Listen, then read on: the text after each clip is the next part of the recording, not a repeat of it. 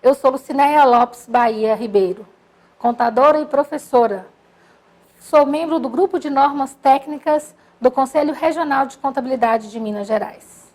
O nosso assunto de hoje é Overview, Normas Brasileiras de Contabilidade. Para falar das normas brasileiras de contabilidade, como elas estão estruturadas, é preciso falar da sua regulamentação. A estrutura das normas está regulamentada na resolução do Conselho Federal de Contabilidade, número 1328 de 2011. Parece que essa norma já está um pouco velha, tem um pouco de tempo que ela já foi editada. No entanto, há muito para se descobrir e a se falar a respeito dessa estrutura. Por quê? Porque é importante que os profissionais que atuam na contabilidade estejam atentos à estruturação dessa norma, como ela está dividida e quais as normas que ele precisa saber. São muitas normas, são muitos conteúdos, nem sempre é possível estar atento a todas as situações. A contabilidade ela é bastante extensa e as suas particularidades também. Então, é importante entender que essas normas, elas obedecem um padrão de elaboração e elas são utilizadas conforme as normas internacionalmente aceitas. Fazendo uma rápida retomada, é importante entendermos que a criação do Comitê de Pronunciamentos Contábeis, lá em 2005, foi com o intuito de, vamos dizer assim, colocar o Brasil dentro desse circuito de harmonização das normas contábeis. E a partir de então, os profissionais que fazem parte deste comitê de pronunciamento, onde nós temos lá a representação do Conselho Federal de Contabilidade, da FIPECAF, do Bacen, da CVM, entre outros órgãos, estudam as normas que são editadas pelo IASB e, a partir de então, faz-se a adaptação dessas normas para o Brasil. Mas, como é sabido, o Comitê de Pronunciamentos, ele não tem a prerrogativa de editar uma norma. Essa prerrogativa são, então, para alguns órgãos, como é o caso do Conselho Federal de Contabilidade, que tem a prerrogativa de normatizar as normas a serem seguidas pelos profissionais de contabilidade. Lá no artigo 7º da Resolução 1328, que trata da estrutura das normas, vai estabelecer como ela deve ser escrita e como ela vai ser agrupada. Então, como é que nós vamos encontrar esta norma quando a gente for pesquisar? Então, nós vamos ter lá o nome, a numeração da norma, seguida da denominação dessa norma. Essa nomenclatura que traz a numeração NBC, então é Norma Brasileira de Contabilidade. No exemplo está NBC-PA, então, profissional, e no AI é de auditoria, para o profissional de auditoria. E a 02 é que essa norma, então, é a norma 02. Qual que é o nome dessa norma? Revisão de qualidade do trabalho.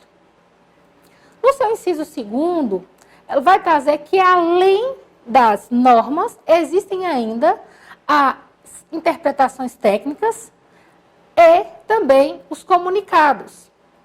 Ambos também vão seguir uma nomenclatura específica. Então, quando se tratar de uma interpretação técnica, nós vamos ter aí ITG, né? Interpretação técnica geral, o número da interpretação técnica. Esse R2 que aparece entre parênteses, mais adiante eu vou aprofundar um pouquinho, diz respeito ao fato desta norma já ter sido passada por revisões. Especificamente, esta interpretação trata da extinção de passivos financeiros com instrumentos patrimoniais.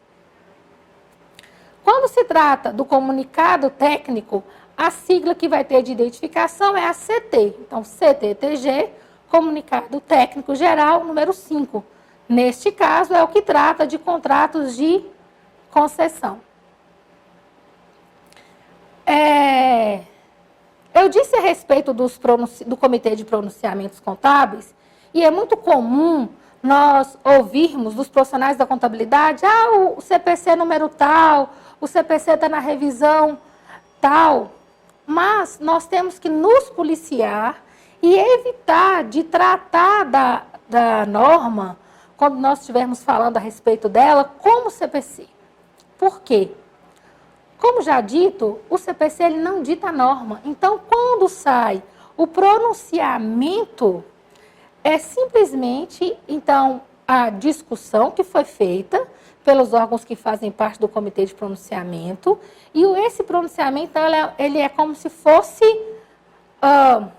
entre aspas, uma sugestão do que deve ser aplicado. Ele só vai passar a ser obrigatório, né, ter a sua aplicação obrigatória a partir do momento que, então, tem uma resolução que dita a respeito. Tanto, no caso, para os profissionais da contabilidade do Conselho Federal de Contabilidade, para algumas empresas que estão submetidas ao Conselho Monetário Nacional, a CVM, pela CVM. Estas normas, elas podem passar por alterações. Então, é normal que isso aconteça. Uma vez que, a partir dessas discussões, quando a resolução é emitida, então os profissionais começam a utilizar na prática, né, no exercício da sua profissão no dia a dia, essas normas, pode entender que existe a necessidade de alguma alteração, ou por uma falta de entendimento, ou às vezes até por uma questão de tradução das normas aí para o português. Então, existem dois tipos de alteração que podem acontecer. Uma alteração parcial e uma alteração total, ou uma inclusão, uma revogação de um determinado item da norma.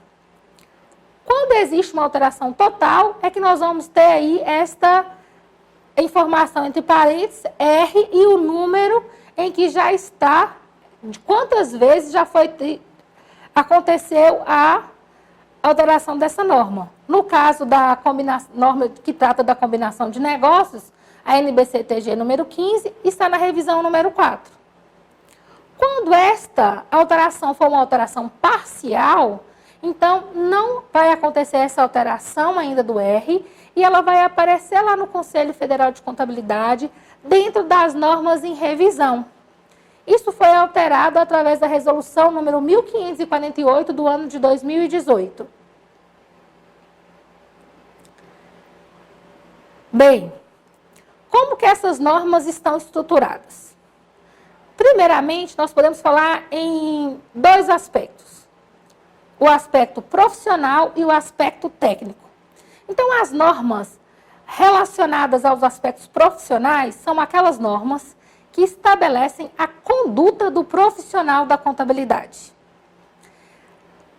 Quando se fala nessa conduta, diz respeito a como ele deve se portar profissionalmente no ambiente em que ele está e também as prerrogativas que ele tem para se proteger, né? Até onde vai a sua responsabilidade, de ter subsídios para fazer contratos de prestação de serviço com as empresas onde ele presta serviço, ou contrato de prestação de serviço como um profissional que estiver dentro da empresa. Já as normas técnicas, elas vão direcionar, então, o fazer, como as atividades relacionadas à contabilidade, elas devem ser feitas. Então, como uma demonstração deve ser elaborada, como a demonstração deve ser apresentada, e em outras normas que nós vamos passar por elas daqui a pouco. Quando nós falamos das normas profissionais, nós temos, então, 4 separações. A norma geral, que vai tratar NBC-PG profissional geral, então, que vai tratar dos profissionais da contabilidade de um modo geral. A norma do auditor independente, que vai tratar especificamente para os profissionais que trabalham com auditoria independente, do auditor interno e do perito contábil.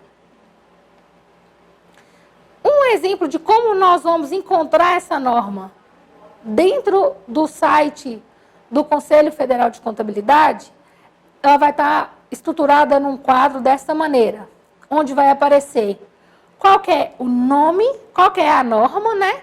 Qual que é a numeração que ela está. Então, aí eu já sei que está se tratando de norma profissional, porque tem o NBC-PG.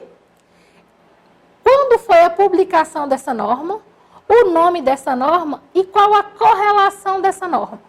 Então, as normas elas podem ter correlação com o IASB, como eu já disse, com o IFAC, neste caso das normas profissionais gerais, com o Código de Ética, e pode acontecer de ter alguma norma que não tem nenhuma correlação.